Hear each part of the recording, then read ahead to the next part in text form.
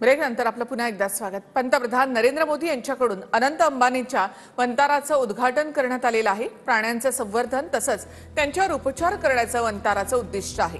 मोदींनी वंतारातील वन्यजीवांसोबत खेळतानाचे video tweet केले आहेत।